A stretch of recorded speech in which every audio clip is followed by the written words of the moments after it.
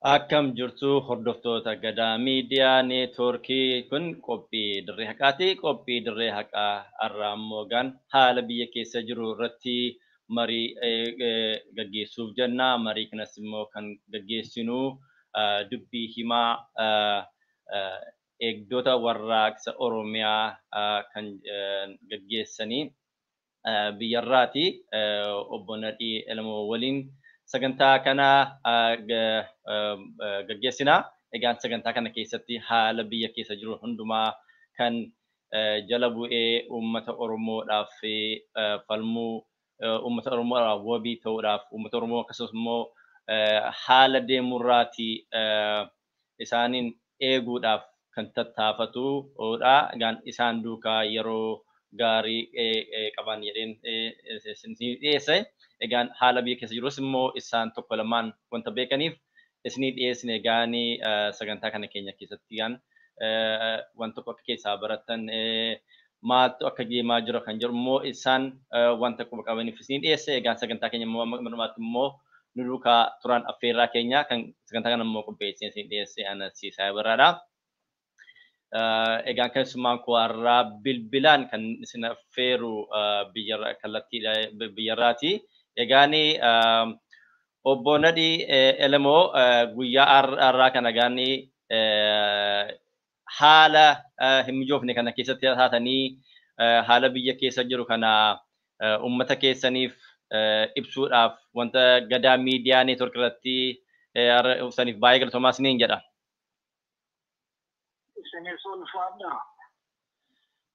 Tole baay'ee galatoomaa gaanii egaan quba qabduu keessa jirtu haala biyyattiin keessa jirtu kana egaan isin akka eegdota warraaqsa Oromiyaatti wanti isin hojjechaa jirtanii waan uummata keenyaaf hin tajaajila uummata keenya balaa deemurraati ittisuudhaaf tattaafachaa jirtu.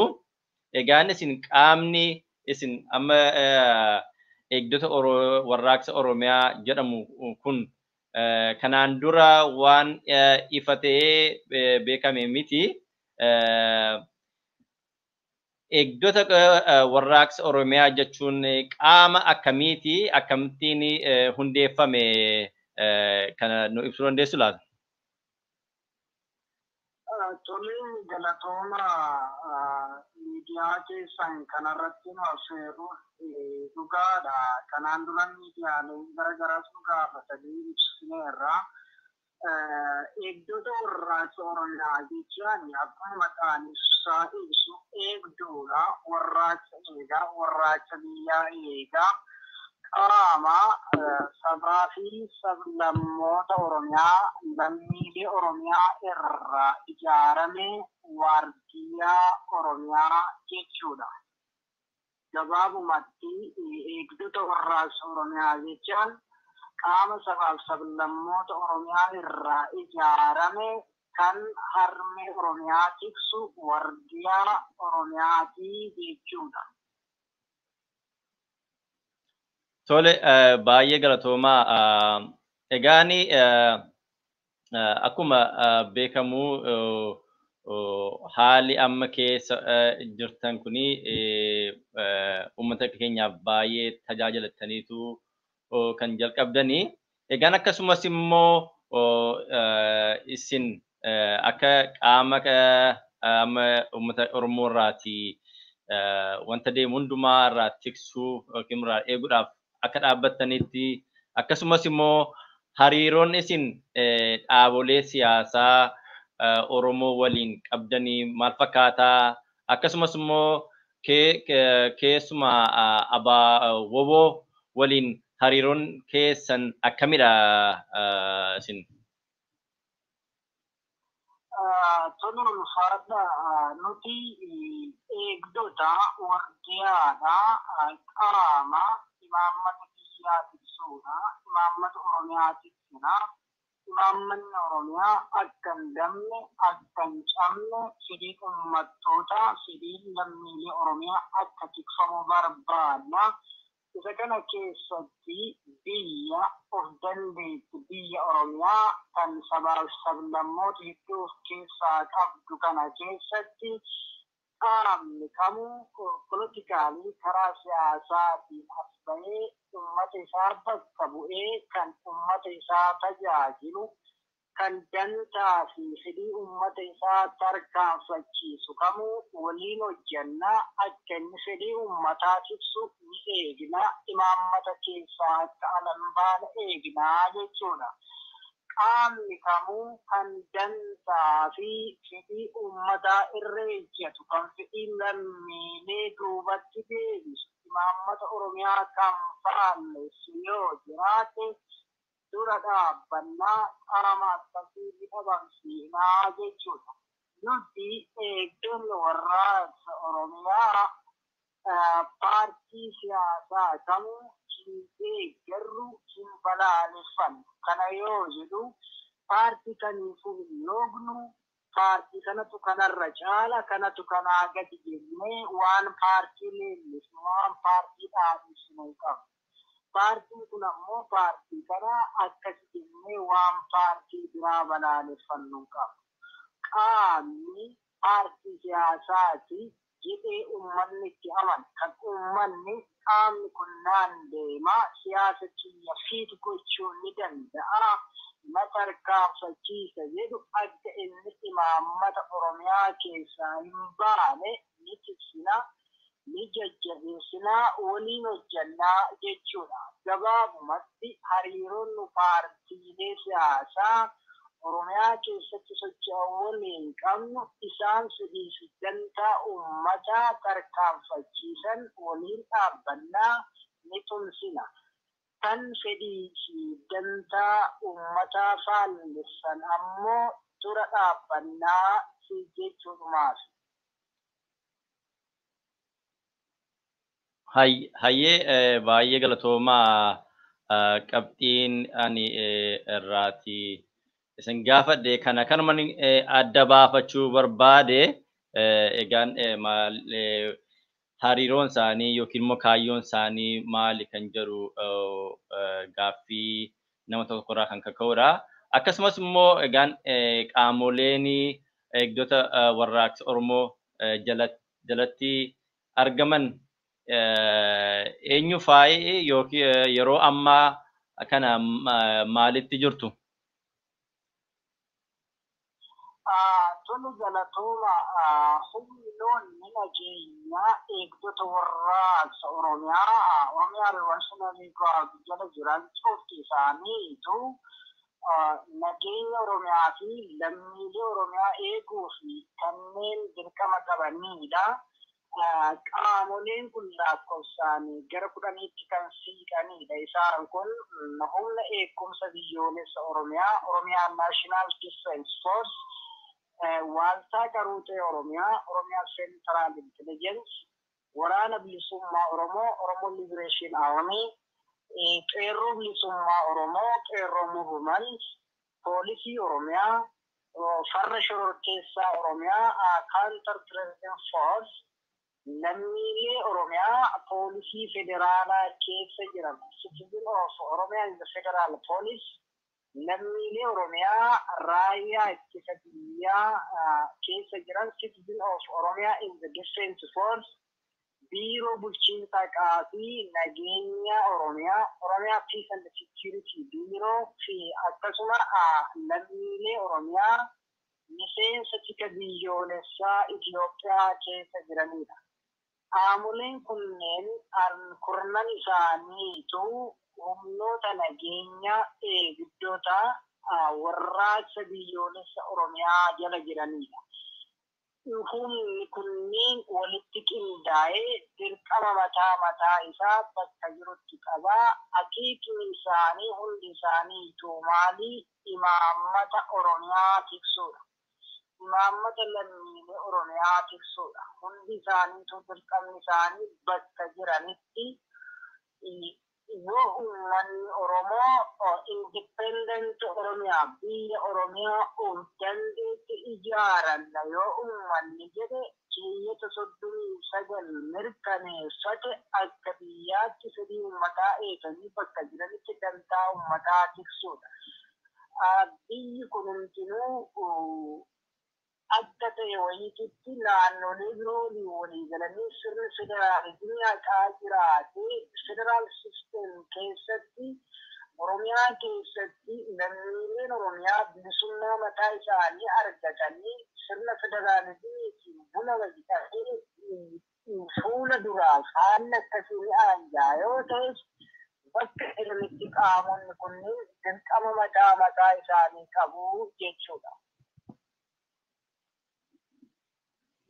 Tole baay'ee galatoomaa qabxiin isinirraa kaastan irraan kaaseen isin naafsan kun baay'ee barbaachisaadha. Egereen warraaqsi Oromiyaa kun maal eenyu faa duukaa dhaabbatee jira qofaasaa immoo hariiroo dhaabolee adda addaa duukaa qaba kan jedhuun addaan baafachuu barbaade. Akkasumas immoo haala dhaaba adda bilisummaa Oromoo keessatti ta'ee jiru akkamii ilaalaa jirtu ammasin?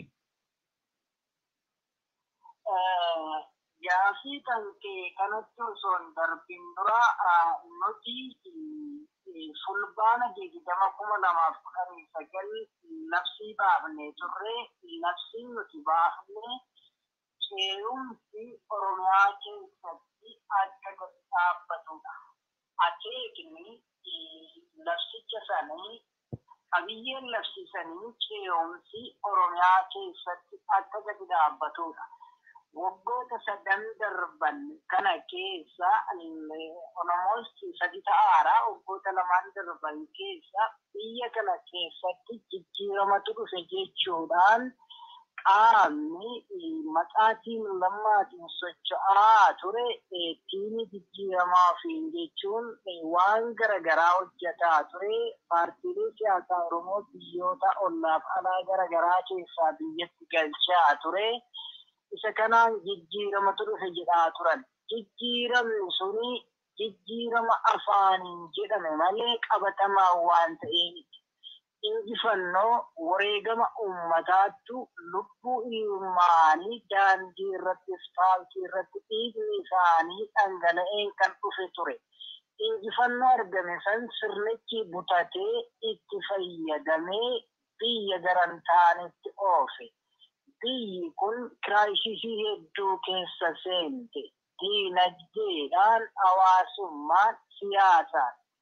Biyyi kun diigamuu irraa qeefi qabeenya uummataa baduu irraa lubbuun namaa akka hin taanetti baduu irraa nuti eegdonni warraaqsa Oromiyaa qaama kaleessa as baaneen qabsoo dheertuu keessa tarkaanfannee as geenneera. Akkuma beekamu hojii qabsoo keessatti yeroo baay'ee kan lallabamu kan ifatti mul'atu parsantii 2 alatti mul'atudha malee parsantii 98 qabsoon kun dandamatee sadarkaa irra jiru kana kan ga'e qaamonni hedduun harka lafa jalaatiin waan hojjetaniif nuti qaama harka lafa jalaatiin hojjetu san keessaa tokko ture.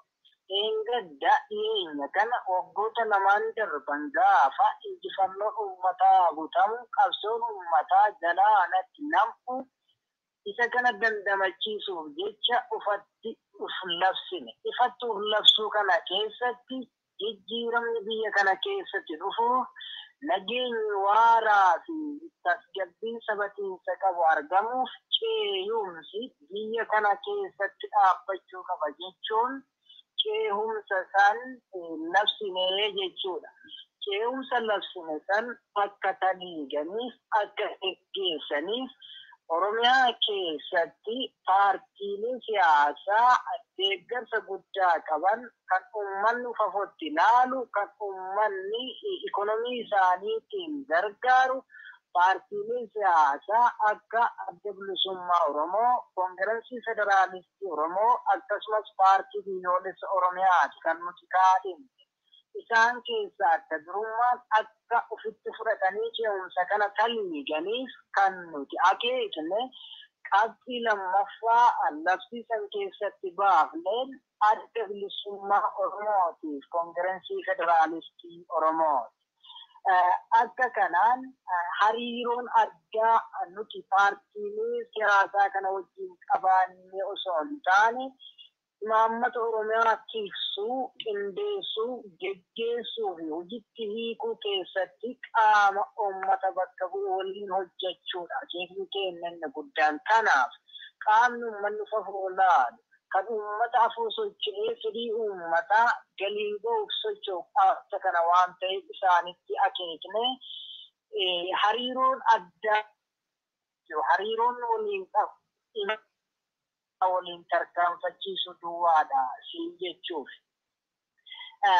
Kan biraa gara asiirratti nagaa fattetti yoo deebi'u haalli adda bilisummaa Oromoo keessatti uumame akkamitti ilaaltu? Nuti labsii fulbaana 20,2019 labsine keessatti adda bilisummaa Oromootiif haa ta'u paartii Koongirensii Federaalistii Oromootiif ibsa san keessatti qabxiin nuti hime paartii keessan keessa hoogganoonni olaanoon sadarkaa oliitti jiran kanneen albee garlamaa haaddu garlamaa ta'uun dabila ejenti ta'uun jiru. Inni kun dantaa uummataa gardabarsuudha. Fedhii uummataa gardabarsuudha. Dantaa uummataa dantaa dhuunfaatti sadoo mataa dhuunfaa isaaniitti jijjiirachuudha. Isa kanaaf jecha paartiileen keessan of keessa deebi'ee of gilgaaluu danda'uu qaba. Isa kana keessatti karaa koree seeraaf naamusaa fi to'annoo keessaniiti wanni kun sirraa'ee ummataaf qabsooftan ummataaf dhaabbatta yoo ta'e bifa saniin deemuu qabduuf gilgaalaa kan jedhudha qabxiin nuti kaa'u. Akkuma nu yeroo san kaasne wanti kun gara ji'oota 11-12 waggaaf deemaara. Qabatamaan adda bilisummaa Oromoo keessatti mul'ate as ba'e.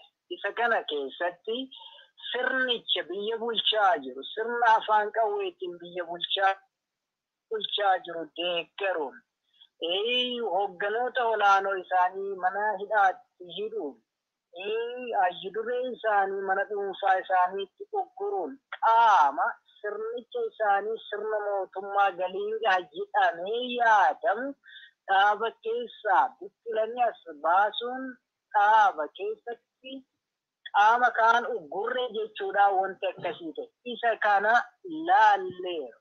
Nuti hoogganoonni adda bilisummaa Oromoo biyya alaatii fi kunuunsa biyya keessaa ibsa itti baasee balaaleffateera. Ibsi itti baasanii balaaleffatan sun sirriidha jennee deeggarreera. Sababni isaa wanti jarri kun godhan imaammata Oromiyaa faalleessa.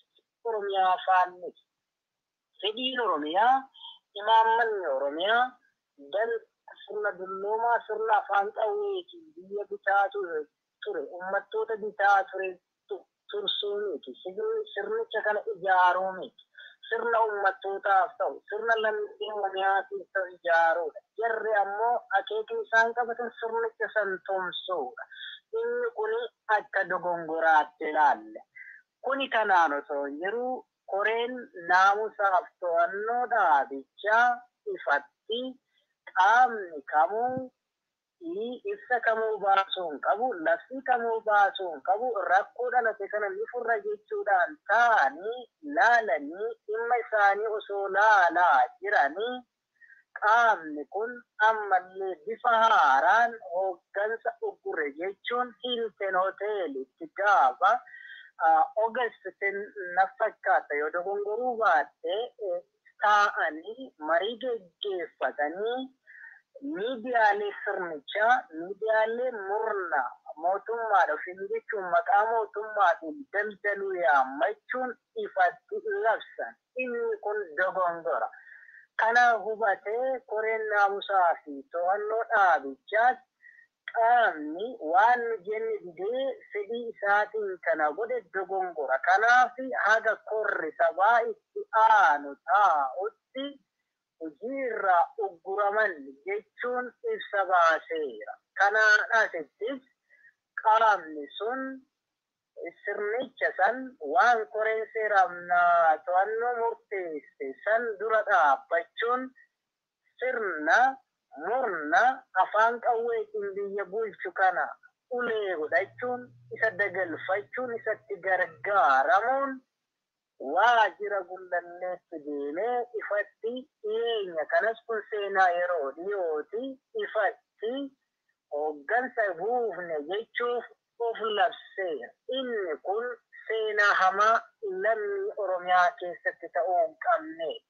Paartii uummanni jaalatu uummataaf ta'u keessatti kan ta'uu hin qabne. Isa kana ni balaaleffanna. Nuti inni kun sirriin waan seeraan itti deemudha malee humnaan mootummaan nu cinaa jira jechuun mootummaa gargaarfatanii olaantummaa mootummaan qabutti gargaarfatanii dantaa sabaa, dantaa uummataa, dantaa paartii uummataaf dhaabbatee dantaa biraatti jijjiirachuun kana gochuun sirrii dhaabichis ibsa irratti baaseera. Ibsi dhaabichi itti baase ammoo sirriidha jennee deeggarreerraa siin jechuun maaf jedhu.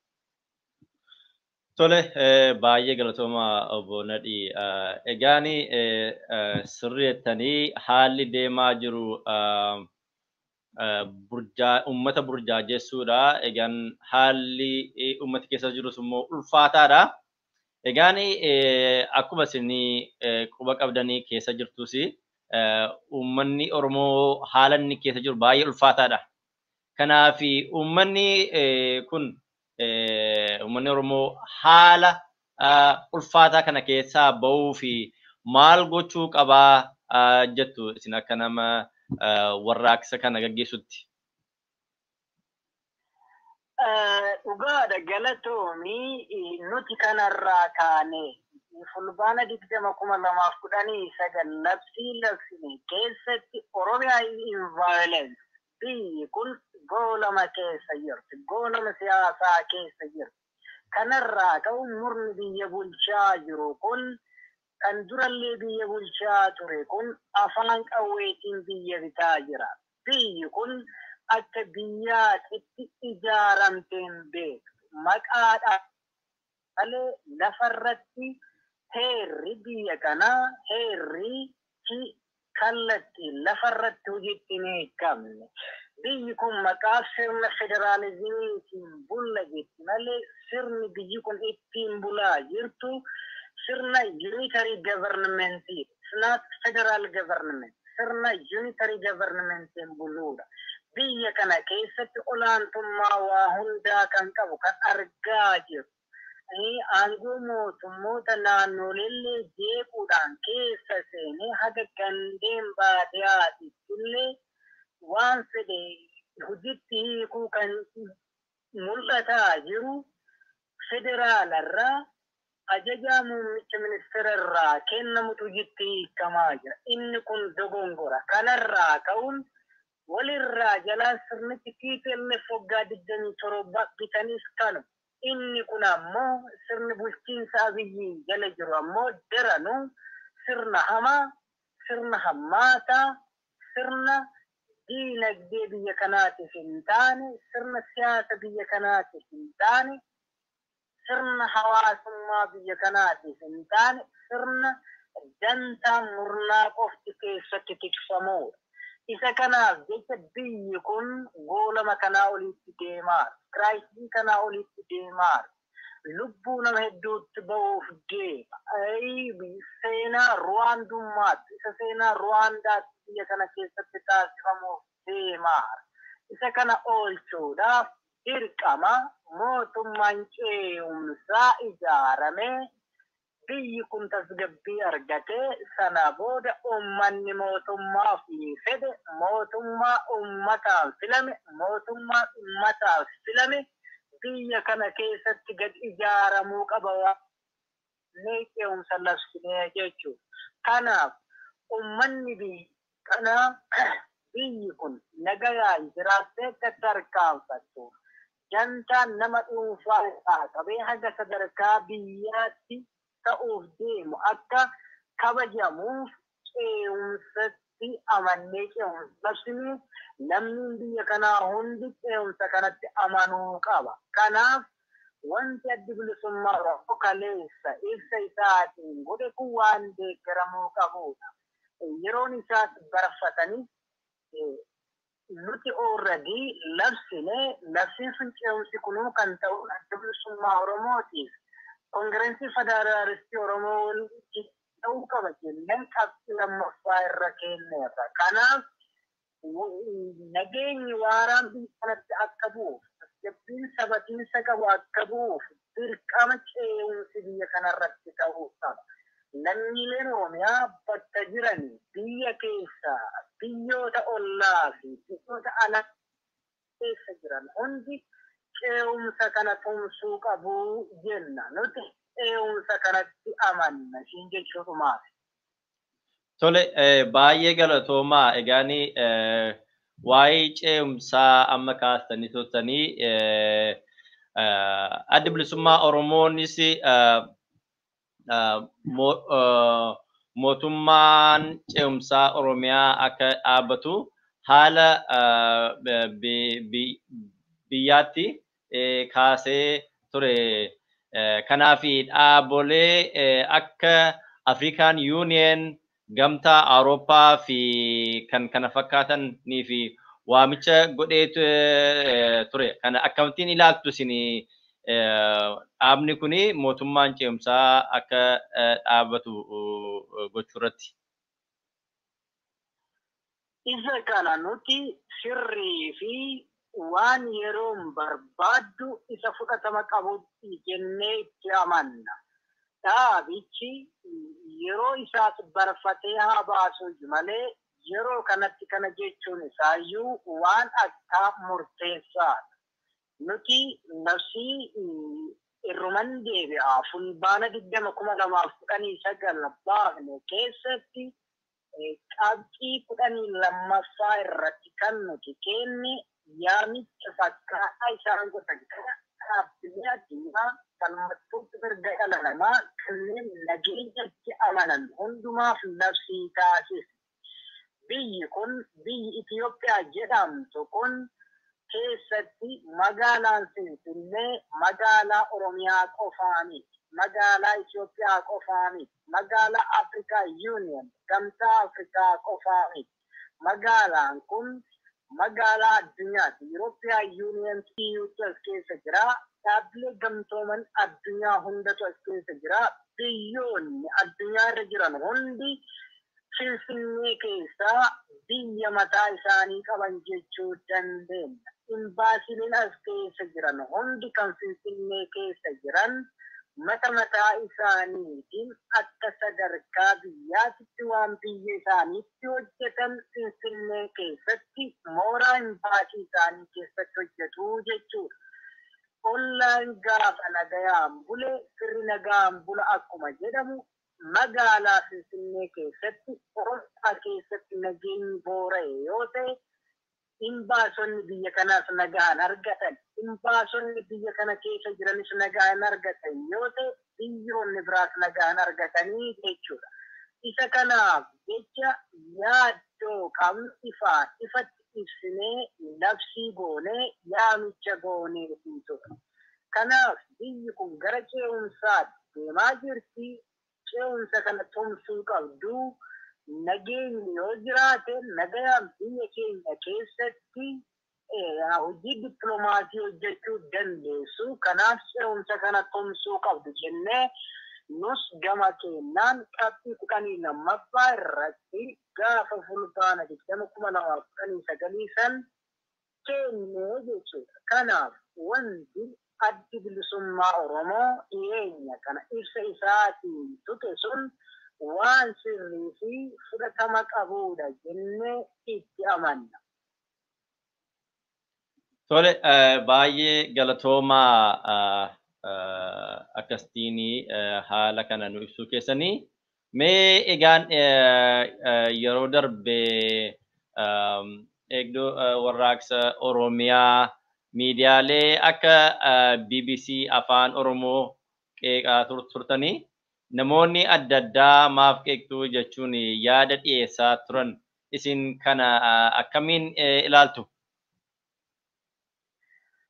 Tole galatooma ulfaadha dhugaadha BBC'n Afaan Oromoo dhiyeenya kana imaammata mooraa Itoophiyaa mooraa Oromiyaa keessatti balballoomsuun afaan faajjii uumee uummata burjaajessu ture. Akkuma beekamu biyyi kun biyyi Itoophiyaa jedhamtu kun sirnoota koloneeffattoota warra lixaa hedduun gabroonfamaa turte. Sirnoonni kun hundinuu biyya Itoophiyaa jedhamtu kanarratti imaammata isaaniiti kan isaan calanqisiisan.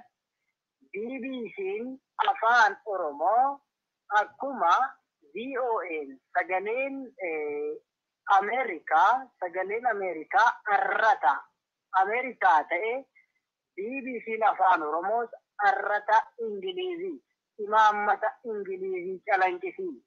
Ingiliz sirna Itoophiyaa kana tumsuu jecha tursiisuu jecha imaammata Itoophiyaa babal'isu. Imaammanni Itoophiyaa Oromoofis hin taane lammiilee Oromiyaa biraatiifis hin taane sabaaf sablammoota Oromiyaatiif hin taane. Itoophiyaa dullatti sirna afaan tokko, amantii tokko, aadaa tokko, duudhaa tokko sirna nu busaasan sirna nama nyaataa san ijaaruudha, tumsuudha.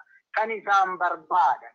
Kanaaf BBC'n Afaan Oromoo mooraa Oromiyaa keessatti hayyoota jechuun xiinxaltoota, aktiivistoota jechuun aktiivistoota Afaan Oromoo danda'an, kan Afaan Oromoo dubbatan, kan imaammata mooraa Itoophiyaa leellisan dhiyeesse. Yeroon kun yeroo uummata Oromoos ta'ee lammiilee Oromiyaa sabaaf sablammoota Oromiyaa keessaa imaammata mooraa Itoophiyaa itti balballoomsuuf burjaajessan osoo hin taane fedhii fi dantaa Oromoon barbaadu lammiileen Oromiyaa barbaadu imaammata Oromiyaa mooraa Oromiyaa keessatti balballoomsuuf. Kanaaf nuti labsine keessatti fulbaana 2016 keessatti qabxii 16ffaa irratti miidiyaaleen Oromoo kamuu kan Afaan Oromoo dubbatan haa ta'u kanneen biraa kan Oromiyaa keessa jiran imaammata Oromiyaa calanqisiisuu qabu. Kan kanan goone seeraan gaafatama jennee labsii keessatti qabxii 16ffaa irratti tuqneera. BBC'n Afaan Oromoo imaammatitti cabsee jechuudha. BBC'n Afaan Oromoo yakka hojjetee jechuudha. Maafi imaammata Itoophiyaati kan inni balballoomse. Yeroon kun yeroo itti Oromiyaa ijaaran, yeroo itti Oromiyaa qabee waan jiruun tumsaniidha malee yeroo itti afaan faayaa dhiyeenya kana jechuudha. Wanti BBC'n Afaan Oromoo godhe kun imaammata mooraa Itoophiyaa mooraa Oromiyaa keessatti balballoomsuun afaan faajjii uumuun kun burjaajii uummata keessatti uumuun kun yakkaa jedhu. Isa kana ifatti beekuu qaba. Oromoonis warroonni nu qeeqanis qeeqa kana maaf akka nu qeeqa hubachuu danda'uu qaba. Lammiileen Oromiyaa isa kana ifatti danda'uu qabu. Dhugaadha. Biyyi kun Oromiyaa keessatti uummata Oromoo qofa osoo hin taane lakkoofsaan miiliyoona 67 kan ta'utti jira. Uummata miiliyoona 67 miidiyaan lamaan sadi gahaa miti. Miidiyaa hedduu yoo qabaate kun hawwiinseena. Miidiyaan jiru hundi imaammata biyya isaa, imaammata uummata isaa, imaammata lammii isaa balballoomsuu qaba malee imaammata diinaa fuudhee mooraa Oromiyaa keessatti balballoomsuun qabu kanaaf kan dura dhaabbannee siin jechuudhumaaf. Tole, baay'ee galatoomaa yaada isin laattan kanaafi uummannis baruu qabaa kan jedhuu fi maaliif qeeqni kuni maaliif kee kan jedhu gatii ta'ee fi deebii kuusaatanii baay'ee galatoomaa. Mee naannoo Oromiyaatti baanee gara naannoo Tigraayitti immoo ceenaa. Akkuma beekamu gaanii mootummaan Itoophiyaa dhibee COVID-19 yookiin immoo koronaa vaayirasiin sababa gochuun filannoo marsaa ja'affaa hambisee ture. Kana gaantu quba qabdu. Naannoon Tigraay filannoo kana immoo gaggeessee jira. Isin gaan eegdota warraaqsa Oromiyaa filannoo Tigraay kana akka deeggareetu marsaa feesbuukii keessan irratti Tigraay filannoo sirrii fi haqa qabeessaa jettaniitu deeggartan.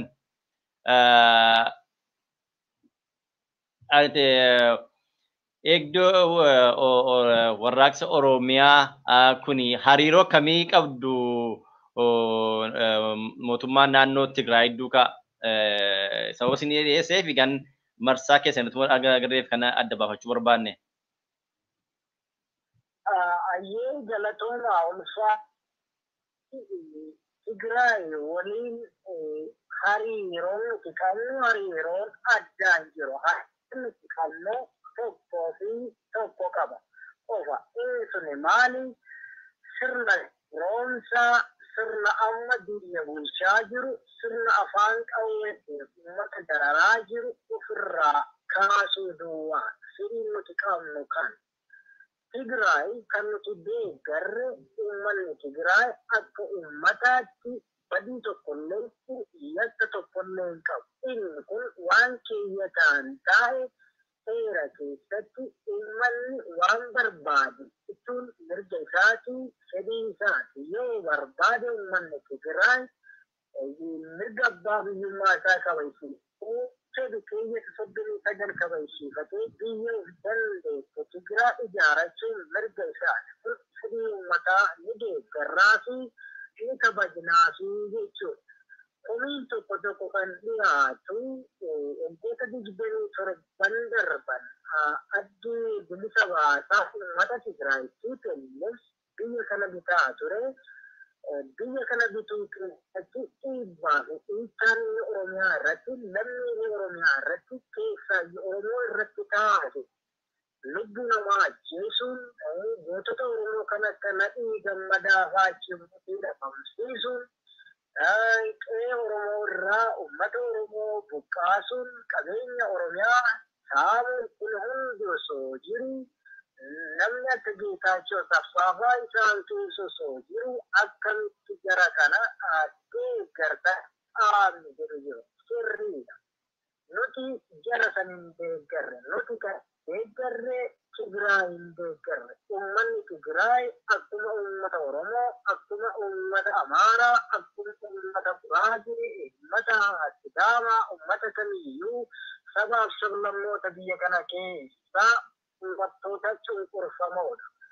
Nuti uummattoonni cunqurfamoon hundi bakka jiranitti akka abbaa biyyummaa isaanii yoo kabajatan fedhii keenya ni deeggarraa jechuudha. Sababni isaas isaanis gaafa nuti mirga kana kabajan akka nu deeggaran beeknaa jechuudha. Inni TPLF waggoota 27 darban keessatti yakka biyyattii keessatti raawwataniif taphaa isaaniitiin kan raawwatan. Adda durummaadhaan hoogganummaa paartii saniitiin dura haa jiraatan malee EPRDF adda waa'ee paartii afur irraa ijaaramanii adda durummaan paartii san kan dursu hooggansa TPLF keessaa bahee gaafatamummaa yoo ta'e yakka yoo ta'e akka walootti gaafatama malee akka dhuunfaatti sababa murni uummata kana miidhaa ture uummata Tigraay keessaa ba'eef uummanni Tigraay rakkinna isaaniitti jaalachuun gadda isaaniitti jaalachuun gammachuu isaanii mul'ifachuu dhabuun sirriidha jennee hin amanu. Kanaaf goone jechuudha. Dhiyeenya kana filannoo gaggeeffatan keessatti sirni amma afaan qabeetiin biyya bulchaa jiru murni gabroonfataan Dr. Abiyyiin durfamu kun inni kun dantaa siyaasa isaaniitiif jecha COVID-19 sababeeffatanii malee dhuguma sababa COVID-19tiif kana godhan jennee hin amanu. Kanaaf Tigraay jettee uummata isaanii tasgabbeessanii paartiileen mormitoota biyya isaanii Tigraay keessatti isaan faana jiran paartiilee arfan jiran shan ta'anii paartii biyya bulchuu paartiidhaa TPLF jechuudha. Isaan faana ta'anii uummata isaanii waliin galanii akka isaaniif ta'utti filannoo gaggeeffate. Filannoon sun uummata isaanii keessatti Tigraayitu filate. TPLFitu filate. Tigraayitu filannoo san gaggeeffate. Tigraay jaalatee TPLF yoo filate fedha isaati. Paartii biraa yoo filate fedha isaati. Nuti paartii galuu filattanii paartii galuu dhiistanii dhaamsa ajandaa jechuudha. Uummanni Tigraay akka Tigraayitti filannoo naannoo isaa gaggeeffachuun isaaf filannoo sirrii faqa qabeessa jennee deeggarraa jechuudha. Nuti imaammata keenya keessatti labsina keessatti gaafa ce'umsa kan Oromiyaa irratti labsinu naannoleen federaalaa biroos naannoo isaaniitti ce'umsa yookaan labsatan ta'e ni deeggarra. Akka federaalaatti ammoo akeekni keenya federaalizimii tiksinee sirna federaalizimii tiksinee sirna abbaa irrummaa kana buqqaasne sirna yuunitarii kana buqqaasne federaalizimiidhaan sabaaf sablammoonni biyya kanaa waliin jiraatu yoo ta'e Itoophiyaa ijaarra yoo ta'e Itoophiyaa ishee afaan tokko ishee aadaa tokko amantii tokko sana osoo hin taane Itoophiyaa sabaaf sablammoota bakka bu'u isa saba hundayyuu hirmaachisuu dandeettu waliigallee ni ijaarra yoo ta'e waan deeggaramuudha qabu jennee labsiisan keessatti keenne jechuudha. Hijaari nuti ni uummata Tigraay filannoo Tigraay gaddaa kana deeggarree isa kana malee dantaan addaa yookaan hariiroon addaa nuti jira kana waliin qabnu tokko illee jiru. Hariiroon nuti qabnu tokkoo fi tokko sirna gabroomsaa murna gabroomsaa dantaa dhuunfaa isaatti dantaa uummataa jijjiirra kana hundeedhaan buqqaasuudha. Hariiroon nuti waliin qabnu jechuudha. Tole baay'ee galatoomaa isin jechuun barbaada. Egaan wanta jiru hundumaa akkasiin nuuf ibsitan baay'ee galatoomaa. Egaan daawwattoota keenya akkuma isin dhageessanii wanta biyya keessatti ta'aa jiru haala naannoo sanatti ta'aa jiru hundumaa akkasiin obbo Nadhii Elemoon akkasiin yaada isaanis haala jiru sun ibsaniiru. Egaan dubbii himaa eegdota warraaqsa Oromiyaa kan ta'anii obbo Nadhii Elemoo baay'ee galatoomaa isiniin jechuu barbaada. Mee dhumarratti qabxii hafee jira yookiin immoo yaada kun uummata Oromoof kan dabarfadhuun qabaa kan jettu yoo ta'e jettanii carraan isin ilaadha. Baay'ee galatooma ulfaadha. Nuti dhaamsi ani xumura irratti qabu miidiyaa Oromiyaatii fi aktiivistoota Oromiyaati. Rogeeyyii Oromiyaati. Yeroon kun yeroo kamiyyuu caalaa yeroo lammiileen Oromiyaa biyya keessa jiran, biyya alaa jiran, biyyoota ollaa garaagaraa keessa jiran yeroo itti of dhageeffatan, dursa yeroo itti of dhageeffatan, eessa jirra maa eessaa kaane eessa geenne yeroo itti jedhanii yeroon kun yeroo hooggansa tokko, hooggansa kaayyoo, hooggansa imaammata biyyaa harkaatti abu jala yeroo itti nasakaman malee yeroo itti teknoolojii argame cufatti dhimma bayanii kallattii garaagaraatiin uummata kana dhageettii fi beekamtii qabanitti dhimma bayanii uummata kana burjaajessanii miti. Kanaaf biyya kana keessatti kana booda furmaanni jiru qaamni kamiiyyuu inni Oromoo, inni lammiilee Oromiyaa, inni Oromummaa, inni biyyaa, inni Oromiyaa na ilaallata qaamni jedhu kamuu waan Oromiyaa jajjeessuu qaba. Imaammata Oromiyaa irratti hojjechuu qaba. Imaammata Oromiyaa irratti hojjechuuf ammoo biyyi tokko siyaasa qabdi. Hooggana siyaasaa waloo qabdi. Hooggana siyaasaa waloo kan akeekaa fi kaayyoo uummatichaa, kan akeekaa fi kaayyoo biyya kanaa jala masakamuu danda'uu qaba. Kanaaf kallattii garaagaraatiin labsiin labsamu, ni warraaqsi taasifamu, ni bayaatii karaa cufaa, daandii cufaa, akkana godhaa, akkas godhaa, waan akkasii godhaa jedhanii marsaa tokkoffaa, lammaffaa jedhanii labsiin labsamu qabu kanaa caasaa siyaasaatiin ta'uu qaba. Oromiyaa keessatti caasaan isa kana gochuu mirga qabu kan seeraan ijaaramee fi arrata mataa isaa of danda'e qabu qeerroo bilisummaa Oromoo.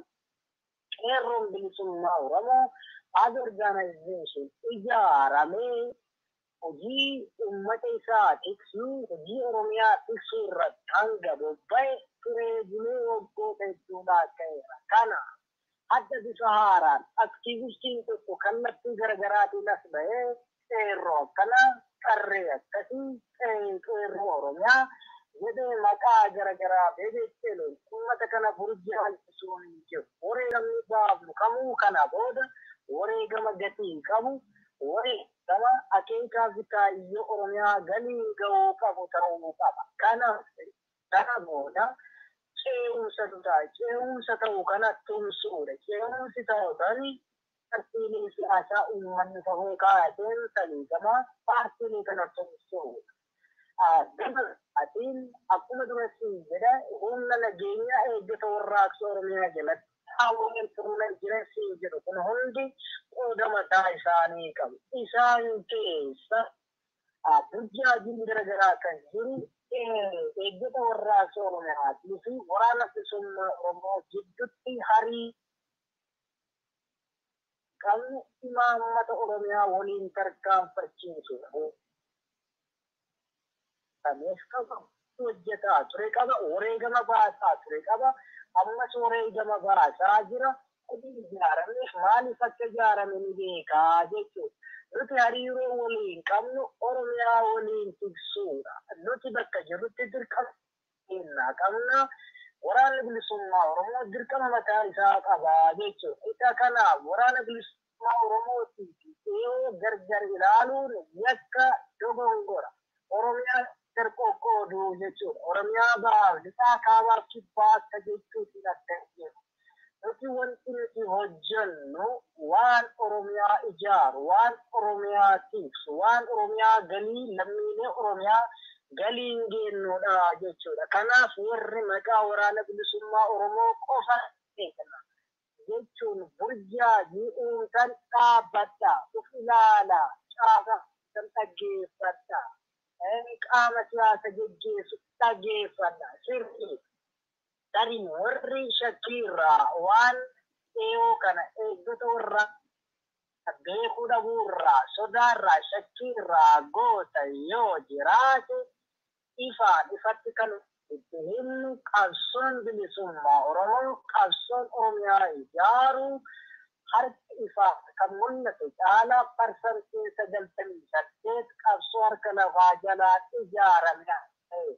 Eeyoon yeroo qabsoon uummata kanaa butamutti as ba'ee ifatti of labsuun qabsoo kana dandamachiisuufi malee caasaa qabsoo irra jiru caasaa qabsoo kana